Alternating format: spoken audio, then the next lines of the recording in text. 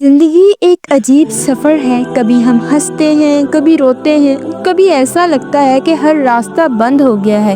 لیکن دوستو، یہ وقت رک کر سوچنے کا ہے کہ یہ سب کچھ باقی ایک مقصد ہے؟ نہیں، ہر آزمائش، ہر تکلیف اللہ کے منصوبے کا حصہ ہے۔ وہ ہم سے محبت کرتا ہے، وہ ہماری بہتری چاہتا ہے، اور اس کی حکمت ہمارے ہر گمان سے بالاتر ہے۔ زندگی میں جب مشکلات بڑھ جاتی ہیں، راستے بند دکھائی دیتے ہیں، تو دل میں یہ سوال اٹھتا ہے کہ یہ سب کچھ ہمارے لیے ہی ہے؟ نہیں دوستو، یہ سب اللہ کے ایک عظیم منصوبے کا حصہ ہے جو صرف ہمارے فائدے کے لیے ہے۔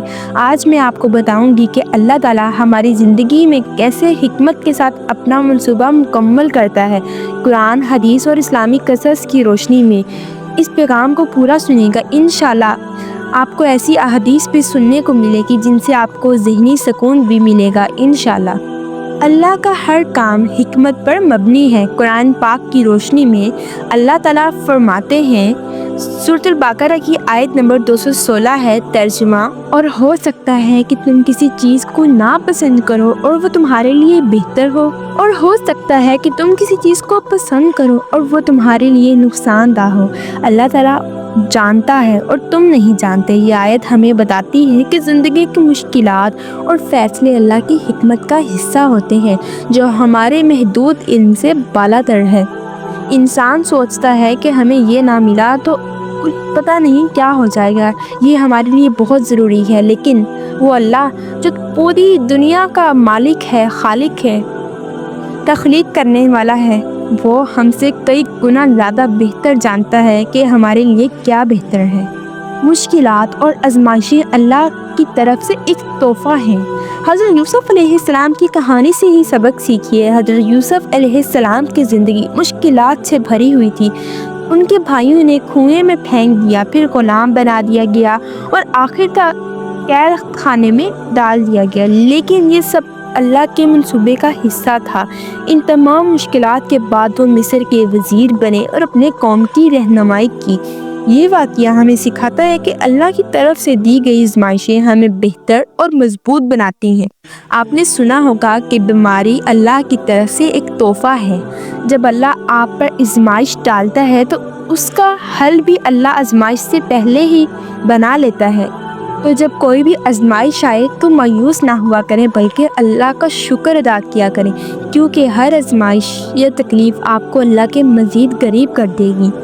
کیونکہ جب اللہ کسی کو اپنے قریب کرنا چاہتا ہے تو وہ اس سے اس کی پسندیدہ اور قیمتی چیز چھین لیتا ہے، تاکہ اس کا جو غم ہے وہ اسے اللہ کے قریب کر دے، اور پھر وہ شخص سے جان لے کہ اللہ کے قریب، اللہ کی قربت سے زیادہ اور کوئی چیز قیمتی نہیں ہے اس دنیا میں۔ توکل اللہ پر بھروسہ کریں۔ رسول صلی اللہ علیہ وآلہ وسلم نے فرمایا، اگر تم اللہ پر بھروسہ کرو جیسا کہ بھروسہ کرنے کا حق ہے تو وہ تمہیں اس طرح رزق دے گا جیسے پرندوں کو دیتا ہے، جو صبح خالی پیٹ نکلتے ہیں اور شام کو بھرے پیٹ واپس آتے ہیں۔ جو اللہ چرند پرند، کیڑے مکوڑوں کو رزق دینے پر قادر ہے تو وہ تمہاری دعا بھی سنتا ہے، تمہارے ہر لفظ، ہر آنسو سے واقف ہے۔ جب ہم اللہ کے منصوبے پر یقین رکھتے ہیں نا تو ہمیں کسی چیز کی فکر نہیں رہتی۔ غزوہ خندق کا واقعہ تو آپ نے سنا ہوگا۔ غزوہ خندق مسلمانوں کے لیے ایک بہت بڑی آزمائش تھی۔ دشمن ہر طرف سے حملہ آور تھے، لیکن رسول صلی اللہ علیہ وآلہ وسلم نے صحابہ کرام کو صبر اور دعا کا درس دیا۔ اللہ تعالیٰ نے فرشتوں اور تیز ہواؤں کے ذریعے مسلمانوں کی مدد کی اور دشمن شکست کھا گئے۔ یہ واقعہ ہمیں سکھاتا ہے کہ جب ہم اللہ پر بھروسہ کرتے ہیں نا تو وہ مدد کے راستے خود پیدا کر دیتا ہے۔ ایک دفعہ اپنے رب پر بھروسہ کر کے تو دیکھیے، دل کی گہرائیوں سے وہ رب آپ کو ایسی جگہ سے حل ڈھونڈ دے گا کہ آپ کے وہم و گمان میں بھی نہ ہوگا۔ صبر اور دعا کی طاقت۔ قرآن پاک میں اللہ تعالیٰ فرماتے ہیں، سورۃ الشورى کی آیت نمبر 6 میں ہے، فَإِنَّ مَعَ الْعُسْرِ يُسْرًا، ترجمہ: بے شک ہر مشکل کے ساتھ آسانی ہے۔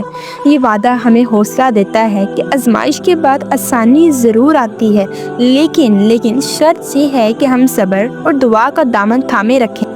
اللہ تعالیٰ کی محبت اور حکمت پر یقین رکھیں۔ رسول صلی اللہ علیہ وسلم نے فرمایا، اللہ اپنے بندے کے لیے بہتر چاہتا ہے، اس لیے وہ کبھی کبھی اسے آزمائش میں مبتلا کرتا ہے تاکہ وہ مزید قریب ہو جائے۔ مشکلات اللہ کی محبت کی نشانی ہے۔ وہ ان آزمائشوں کے ذریعے بہتر انسان بناتا ہے اور اپنی قربت عطا کرتا ہے۔ وہ شخص بہت خوش نصیب ہے جسے اللہ آزمائش میں مبتلا کرتا ہے۔